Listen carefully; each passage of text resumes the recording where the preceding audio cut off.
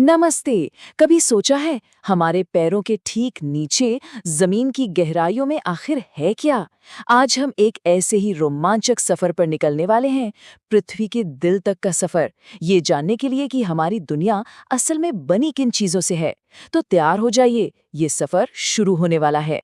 जरा कल्पना कीजिए, एक ऐसा सफर जो हमें हजारों किलोमीटर नीचे सीधा पृथ्वी के एकदम सेंटर में ले जाए। अगर ऐसा हो पाता तो हमें क्या मिलता? ये सिर्फ एक मजेदार सवाल नहीं है, बल्कि इसी सवाल में हमारे ग्रह की बनावट के सारे राज छुपे हैं।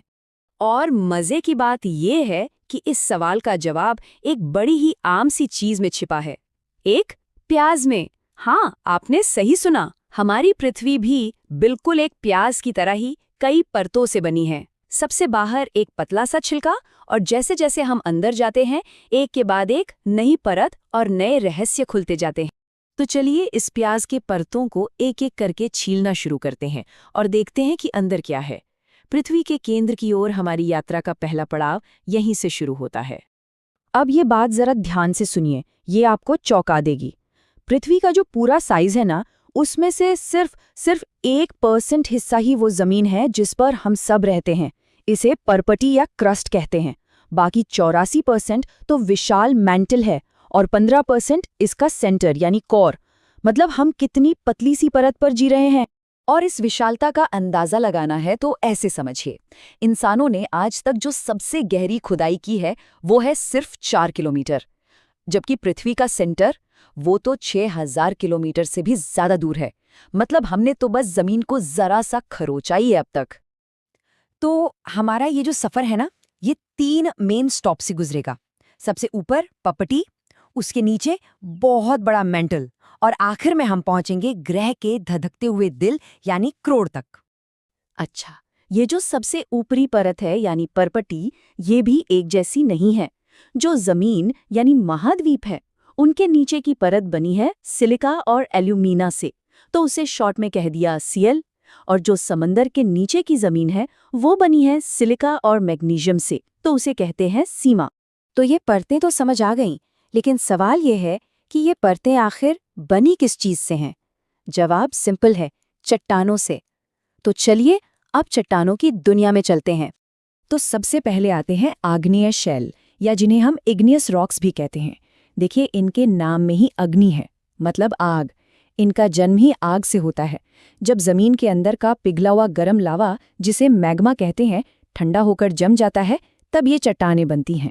इसीलिए इन्हें धरती की पहली चट्टानें मतलब प्राइमरी रॉक्स भी कहा जाता है। अब ये भी 2 तरह की होती हैं। एक वो जब ज्वालामुखी फटता है और लावा बाहर आकर जमीन पर फटाफट ठंडा हो जाता है। इससे बनती है बेसाल्ट जैसी चट्टानें, जिनके दाने बहुत महीन होते हैं। और दूसरी वो जब मैग्मा जमीन के अंदर ही धीरे धीरे ठंडा होता है। इससे बनती है ग्रेनाइट जैसी चट्टानें, जिनके दाने बड़े बड़े होते हैं। अब आते हैं दूसरे परिवार पर, अवसादी शेल यानी सेडिमेंट्री रॉक्स। इसकी कहानी भी बड़ी दिलचस्प है। सोचिए, हवा और पानी की वजह से चट्टानें टूटती हैं, छोटे छोटे कणों में बिखर जाती हैं। फिर ये कण बहकर कहीं एक जगह जमा होने लगते हैं। बस फिर एक परत के ऊपर दूसरी परत, दूसरी के ऊपर तीसरी, और लाखों सालों के दबाव से ये परतें दबकर एक नई चट्टान बन जाती हैं। और पता है, इन चट्टानों की सबसे खास बात क्या है? ये टाइम मशीन की तरह हैं। ये हमें अतीत की कहानियां सुनाती हैं, जैसे बलुआ पत्थर जो रेत के कणों से बनता है। और क्योंकि ये परत दर परत बनती हैं, तो इन्हीं चट्टानों के बीच हमें लाखों साल पुराने पेड़ पौधों और जानवरों के निशान यानी जीवाश्म या फॉसिल्स मिलते हैं। और हमारा तीसरा और आखिरी परिवार है कायांतरित शैलों का, मेटामॉर्फिक रॉक्स। इनके नाम में ही इनकी कहानी छिपी है। काया का बदलना मतलब रूप बदल जाना। होता यह है कि जब आग्नेय या अवसादी चट्टानें जमीन के अंदर बहुत ज्यादा गर्मी और दबाव झेलती हैं, तो वो बदल जाती हैं। उनका पूरा रूप, उनके गुण, सब कुछ बदल जाता है। और ये बदलाव कोई छोटा मोटा नहीं होता, ये तो कमाल का ट्रांसफॉर्मेशन है। जैसे चिकनी मिट्टी पर जब जबरदस्त दबाव पड़ता है तो वो स्लेट बन जाती है, वो ही स्लेट जिस पर बचपन में लिखते थे। और चूना पत्थर जब वो बहुत ज्यादा गर्मी और दबाव से गुजरता है तो वो बन जाता है खूबसूरत संगमरमर। तो अब हम चट्टानों के तीनों परिवारों को जान गए हैं, पर कहानी यहीं खत्म नहीं होती।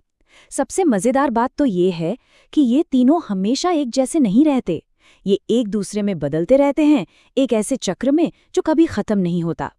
इसी को कहते हैं शैल चक्र या रॉक साइकिल। देखिए ये चक्र कैसे चलता है। पिघला हुआ मैग्मा ठंडा हुआ, बन गई आग्नेय शैल।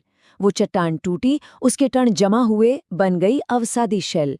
फिर उस पर जबरदस्त गर्मी और दबाव पड़ा तो वो बन गई कायांतरित शैल। और अगर गर्मी और भी बढ़ गई तो वो वापस पिघलकर मैग्मा बन जाती है। और फिर से वही कहानी शुरू। ये कभी न खत्म होने वाला सफर है।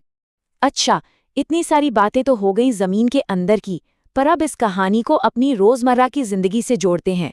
ये चट्टानें सिर्फ किताबों में या जमीन के नीचे नहीं है, ये तो हमारे चारों तरफ हैं।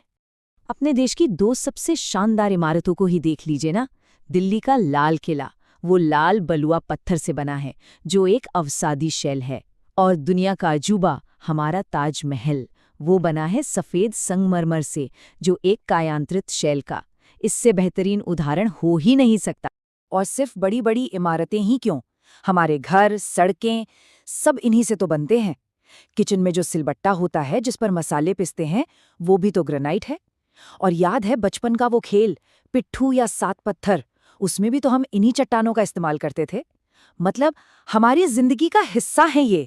तो आखिर में सारी कहानी का निचोड़ क्या है? वो ये है कि हमारी पृथ्वी कोई शांत ठहरी हुई जगह नहीं है। ये एक जिंदा, धड़कता हुआ ग्रह है जिसके अंदर और बाहर हर पल कुछ न कुछ बदल रहा है। तो अगली बार जब कोई इमारत देखें, कोई पत्थर उठाएं या किसी पहाड़ को निहारें, तो बस ये याद रखिएगा कि वो सिर्फ एक पत्थर नहीं है। वो आग, दबाव और करोड़ों सालों के समय की लिखी एक पूरी कहानी है। अब सवाल ये है कि अपने आसपास इस कहानी के कौन से हिस्से पर हमारा ध्यान जाए।